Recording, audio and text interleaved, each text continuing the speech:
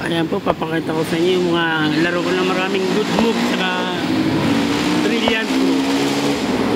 Makikita nyo po yung mga brilliant move ko dyan sa laro na yan. Kaibigan, sana panoorin nyo. Maraming matutunan din kayo.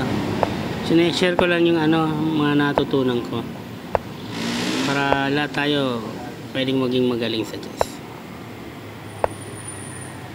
Yan po, malapit yan. Yan yung mga good move na po dyan. Yan po, brilliant move.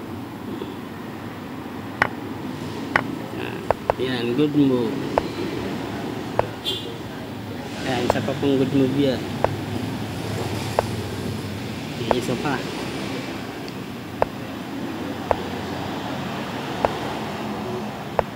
Yan po sa parte na yun, lamang na tayo sa pwestohan dyan. Yan. Diyan na po nagsimula yung talo niya. Naka-safety na po yung king D. Wala nang kabakaba eh. Kaya kahit magpalit-palit, panalo na kami dyan.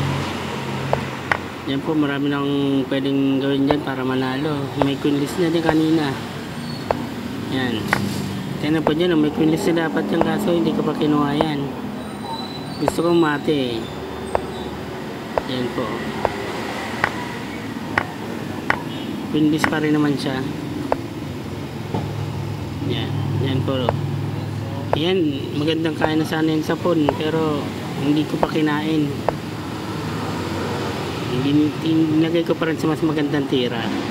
Kaya hindi lahat ng nakikita nyo na pwedeng kainin, kakainin na agad. Hahanapan mo mas magandang tira.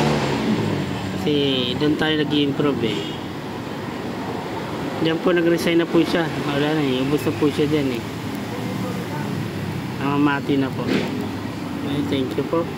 Sana panoorin niyo po, pa-subscribe naman, like and share.